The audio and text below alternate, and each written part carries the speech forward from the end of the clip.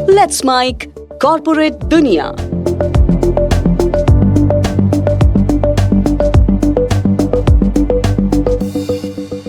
Let's mic corporate दुनिया के साथ मैं प्रदक्षिणा। हम बात करेंगे बिजनेस की चालों की, मार्केट की धड़कनों और कंपनियों की उड़ानों की। कॉर्पोरेट दुनिया, बाजार का वो हर पहलू जिसे जानना जरूरी है। नमस्कार, लेट्स माइक में आप सुन रहे हैं कॉर्पोरेट दुनिया, एक ऐसा शो जो आपको लेकर चलता है कारोबारी गलियारों की अंदरूनी दुनिया में।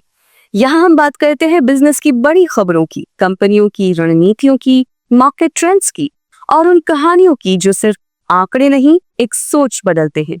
सरल भाषा में पूरी जानकारी के साथ, यही है कॉर्पोरेट दुनिया, जहां हर खबर का मतलब होता है। आइए सबसे पहले नजर डालते हैं कारोबार की दुनिया की आज की खबरों पर। लेट्स माइक कॉर्पोरेट दुनिया में पहले खबरें और उसके बाद बात जरूरी मुद्दे पर। चांदी ने तोड़े सारे रिकॉर्ड। भारत में चांदी ने 2025 में सभी कमोडिटीज को पीछे छोड़ दिया है। पिछले हफ्ते एमसीएक्स पर इसकी कीमत 1,06,138 रुपए प्रति किलो के ऑल टाइम हाई पर पहुंच गई। आज सर्राफा बाजारों में चांदी बिना जीएसटी 1,05,290 रुपए प्रति किलो के ऑल टाइम हाई पर पहुंची। चांदी के भाव बढ़ने के 3 बड़े कारण: सेफ हेवन डिमांड, रूस यूक्रेन जंग और ग्लोबल तनाव के बीच लोगों ने चांदी को सुरक्षित निवेश माना है। इंडस्ट्री का भूखा पेट, सोलार पैनल, इलेक्ट्रिक व्हीकल्स और इलेक्ट्रॉनिक्स के लिए चांदी की मांग आसमान को छू रही है। सप्लाई किल्लत, रूस दुनिया के टॉप 10 सिल्वर प्रोड्यूसर्स में से एक है और वहां से सप्लाई रुकने का डर है।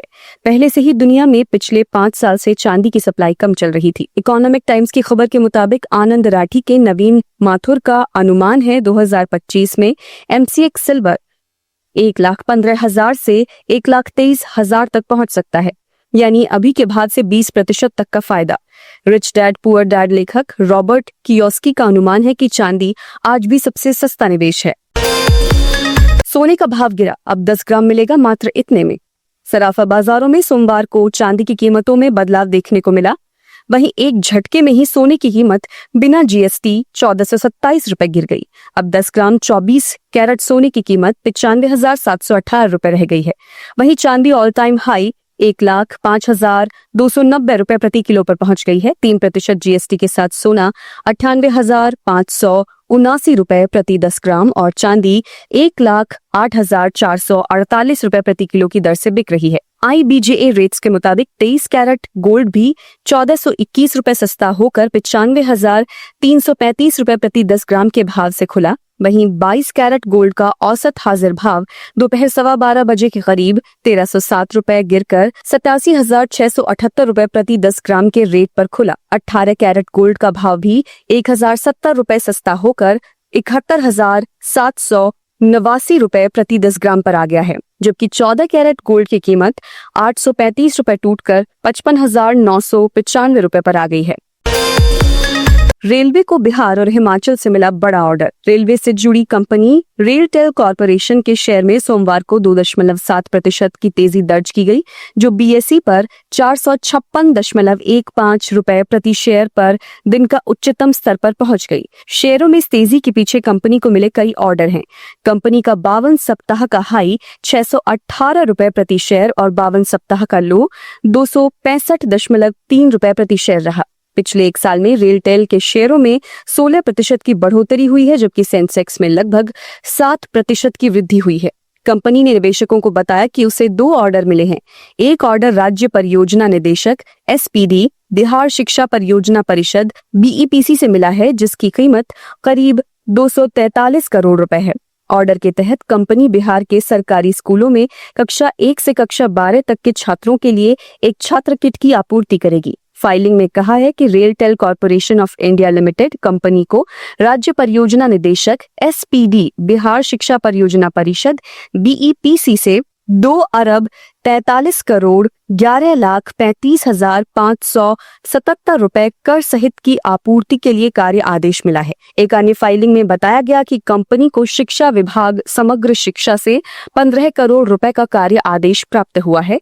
ऑर्डर के तहत कंपनी हिमाचल प्रदेश में 5,507 GPS को UPS और प्रिंटर की आपूर्ति करेगी। डिफेंस कंपनी के शेयर को खरीदने की लूट। Garden reach ship builders and engineers के शेयरों में तेजी आई है। कंपनी के शेयर में आज 5% की तेजी दर्ज की गई। इसी के साथ ये शेयर 3,417.15 रुपए के इंट्राडे हाई पर पहुंच गया। शेयरों में इस तेजी के पीछे एक डील है। दरअसल जहाज बनाने वाली कंपनी ने आधिकारिक प्रतिनिधि मंडल के दौरे के हिस्से के रूप में बहुराष्ट्रीय कंपनियों के साथ रणनीतिक समझौतों पर हस्ताक्षर करना जारी रखा। पीएसयू कंपनी का शेयर दिन के दौरान 5.1% बढ़कर 3,418 रुपए प्रति शेयर पर पहुंच गया।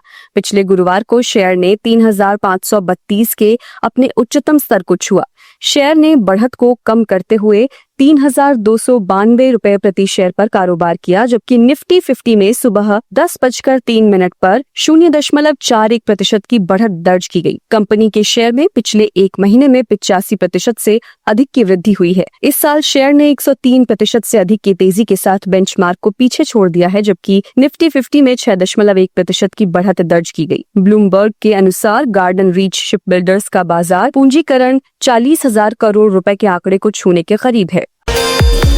अगले हफ्ते पेश होगा न्यू इनकम टैक्स बिल। अगले सप्ताह संसद में न्यू इनकम टैक्स बिल पेश होने की संभावना है। इसी के साथ नए विधेयक पर केंद्रीय मंत्रिमंडल की बैठक में चर्चा होने की संभावना है।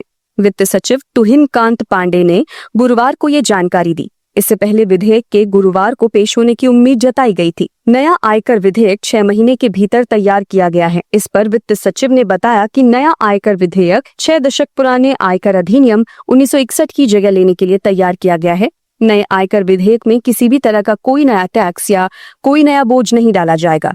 इस विधेयक में 2025-2026 के बजट में आयकर दरों, स्लैब और स्रोत पर कर कटौती TDS संबंधी प्रावधानों में किए गए बदलावों को भी शामिल किया जाएगा।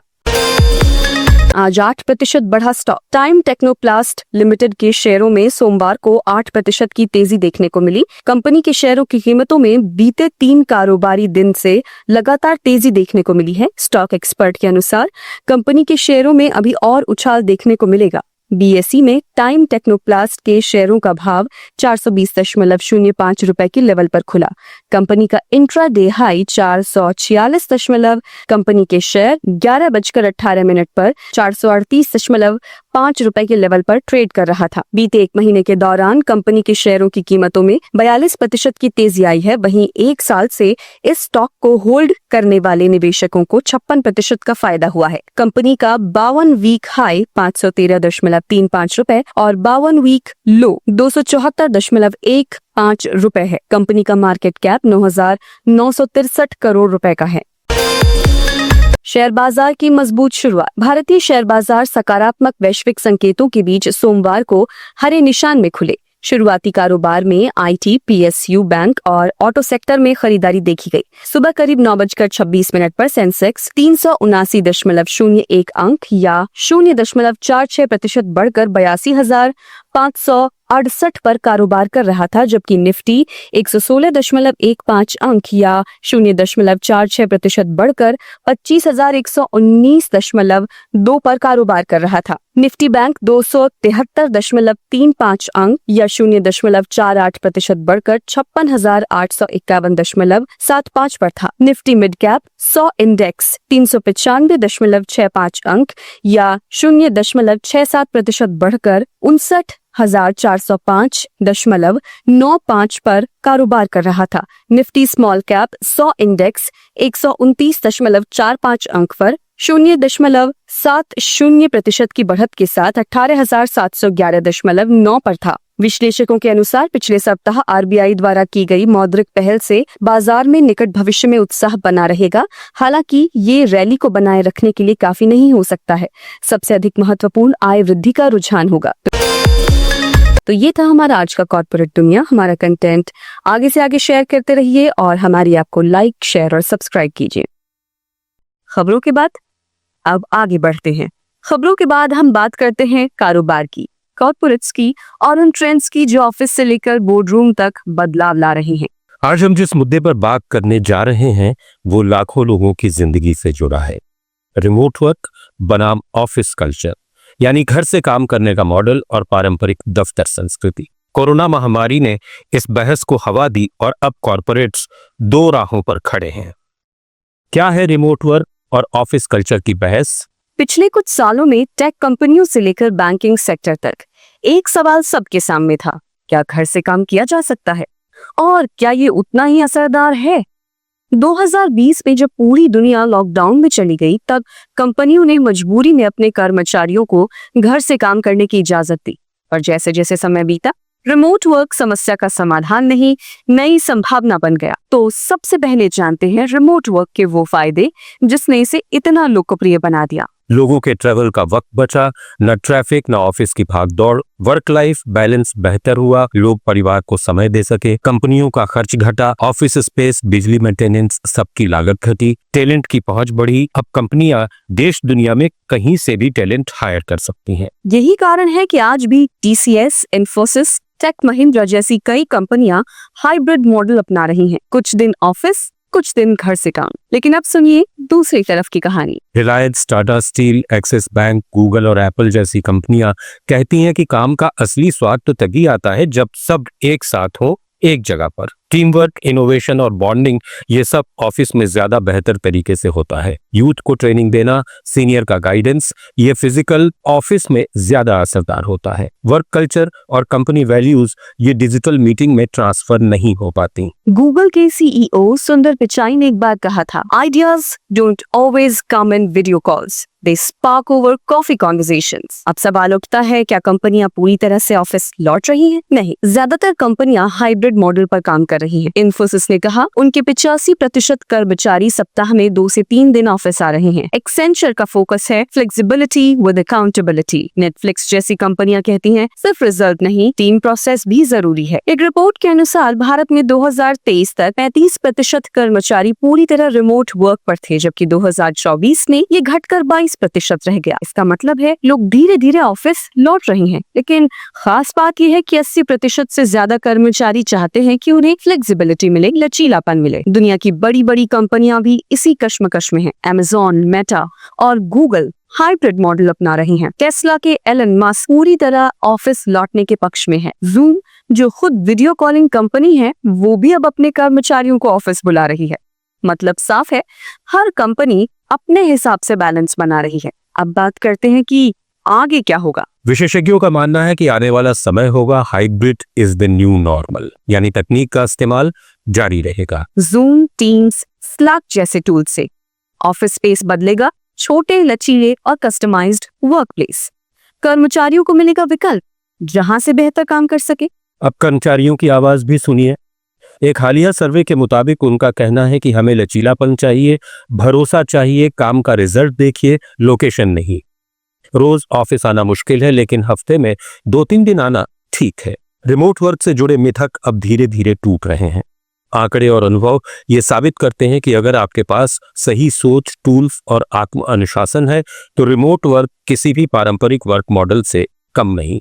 भविष्य में कंपनियों को परिणाम आधारित और लचीले वर्क कल्चर को अपनाना ही होगा। यानी अब वक्त आ गया है कि कंपनियां एक लोगों के अनुकूल मॉडल चुनें, न बहुत सख्त न बहुत ढीला। तो साफ है, रिमोट वर्क और ऑफिस कल्चर के बीच कोई एक सही जवाब नहीं है। ये इस बात पर निर्भर करता है कि आपकी कंपनी का नेचर क्या है, आप किन कर्मचारियों से क्या उम्मीद करते हैं और आप टेक्नोलॉजी का कितना अच्छा इस्तेमाल कर सकते हैं।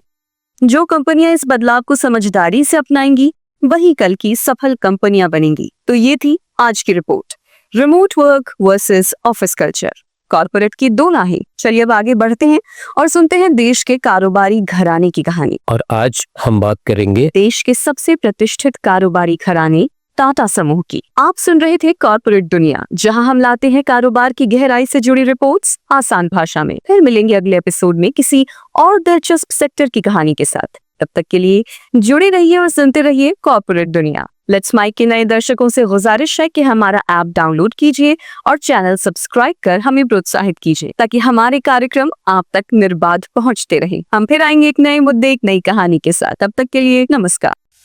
आप सुन रहे थे let's make more than radio. Follow कीजिए हमें हमारे सोशल मीडिया प्लेटफॉर्म्स पर। Let's Mic is not just a revolutionary idea. Download the app now from Play Store. Available both on Android and iOS mobile phones. Follow us on YouTube, Instagram, Twitter, LinkedIn, Facebook, Telegram, WhatsApp, Snapchat. Let's talk, let's connect and let's smile. आप सुन रहे थे let's smile.